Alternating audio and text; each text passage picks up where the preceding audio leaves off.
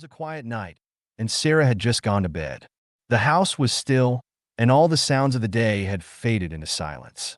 As she lay there, the soft glow from her phone illuminated the room, casting faint shadows on the walls.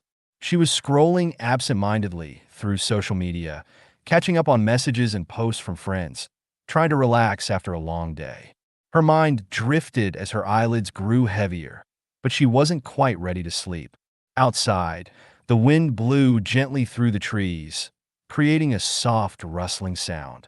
The occasional creak of the house settling was the only noise that interrupted the calm. It was peaceful, serene. Sarah felt safe in her little bubble, the familiar comfort of her bed lulling her into a sense of security. She checked the time, 11:47 p.m., almost midnight. Just as she was about to put her phone down and close her eyes, she heard it. Top, top, top. It was faint, barely noticeable at first. Sarah froze, listening carefully. She thought it might have been her imagination. The house made sounds like that sometimes. Old buildings always had a few creaks and groans in them. Maybe it was just the wind outside, she thought. Maybe a branch brushing against the house. She shrugged it off and went back to her phone. But then it happened again.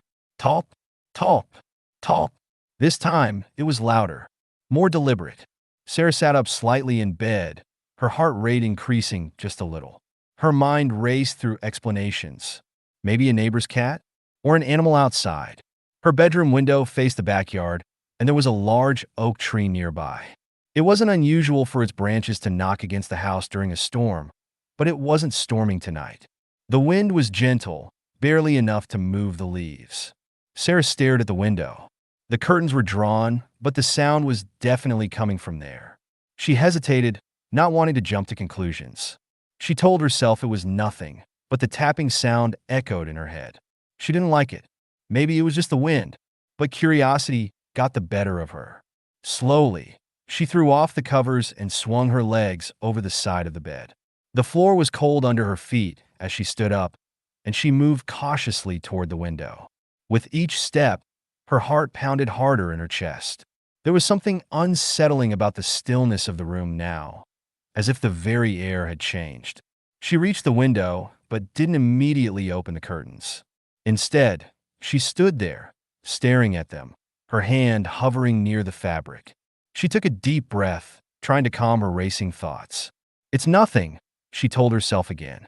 Probably just an animal outside. With one quick motion, she pulled the curtain aside just a little, enough to peek through the small gap. And that's when she saw him. There, standing just inches from the glass, was a man. His face was pressed so close to the window that his breath fogged up the glass, creating a strange, ghostly haze over his pale features. His eyes were wide open, unblinking, staring directly at her. Sarah stumbled back, a scream catching in her throat but not escaping. For a moment, she couldn't move, frozen in shock as she processed what she was seeing. The man didn't move. He didn't flinch, didn't react. He just stood there, watching her. Her body finally caught up with her brain, and she bolted for the door. Her hands shook as she fumbled with the lock, yanking it open and slamming it behind her. She ran down the hallway to the living room, grabbing her phone from the bedside table where she had left it. Frantically, she dialed 911, her voice trembling as she tried to explain what was happening. "There's someone at my window," she said, her words rushing out in panicked breaths. "He's just standing there, staring at me."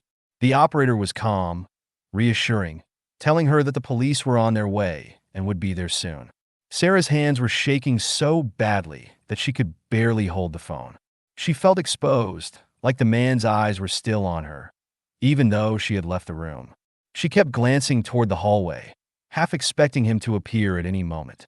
She didn't know how long it took for the police to arrive. It felt like hours, though it was probably only a few minutes.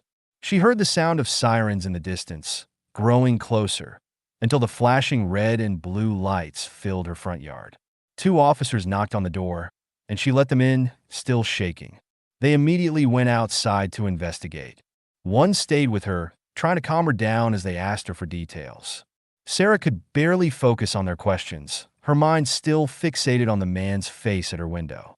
His eyes, the way he stood so still like a statue. The officers searched the yard, shining their flashlights into every corner, checking behind bushes and trees. They circled the house twice, but there was no one there. No sign of the man. No footprints in the dirt outside her window, no broken branches. Nothing. Sarah couldn't believe it. She had seen him. He had been right there. But now, it was as if he had vanished into thin air. The police assured her that they would keep an eye on the area and told her to call if anything else happened. They advised her to lock all the doors and windows, just to be safe. And then they left.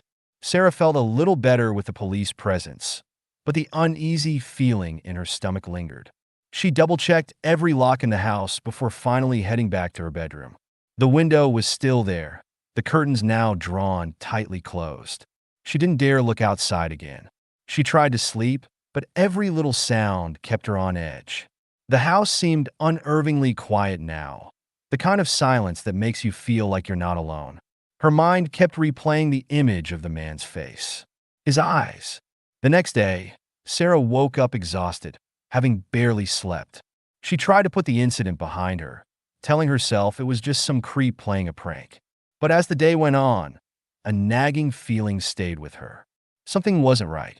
That evening, as she was getting ready for bed, she heard a noise coming from above her, from the attic. It was faint, like the sound of something moving slowly. Her stomach twisted in knots. She hadn't been up to the attic in months. There was no reason for anyone to be up there. Heart pounding, she called the police again. This time, they searched the attic thoroughly, and what they found sent chills down her spine. There, tucked away in a corner, was a makeshift bed.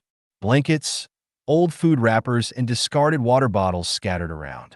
But that wasn't the worst part. They found a small hole in the attic floor, right above her bedroom. A hole that allowed someone to watch her. The man hadn't just been at her window. He had been living in her attic for days, maybe longer, watching her every move through that tiny hole. Sarah moved out of the house immediately, and to this day, no one knows who the man was or where he went. But one thing is certain. He had been much closer than she ever imagined.